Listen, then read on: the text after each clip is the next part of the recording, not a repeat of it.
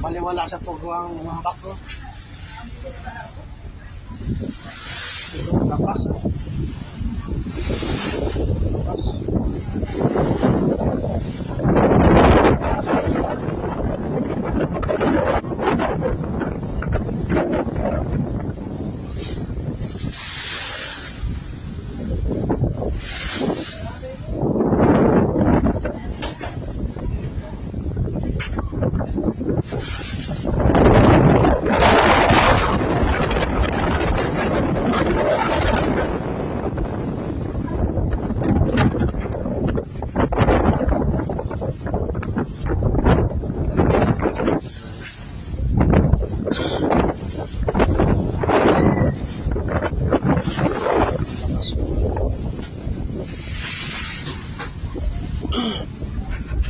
Lakas ang hangin, alon.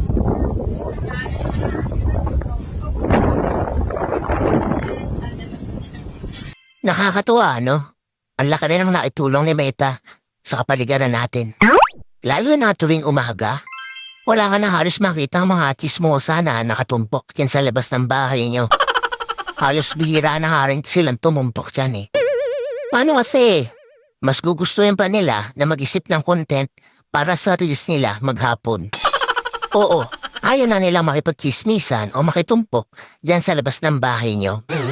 Actually, yung atensyon nila imbis na makipagchismisan, napunta na lang talaga sa pagre-reels. At ito pa ha, imagine ninyo. Kung dati, bumibili lang ng mga lutong ulam yung mga yan, na yun, sila na mismo ang nagluluto ng mga ulam. At kahit pritong itlog, inire-reels pa. Ganon kahusay si Meta. At ito ang pinakamalupit. Kung yung dati yung asawa mo tinatalakan ka sa tuwing uuwi ka, ngayon, hindi mo na makausap. Kasi busy na sa pagla-live o hindi kaya busy sa panonood ng live. At ang mas matindi, hanggang madaling araw, nakikipag-engage na lang siya dahil wala na siyang pakialam sa iyo. Ang husay ni Meta, no?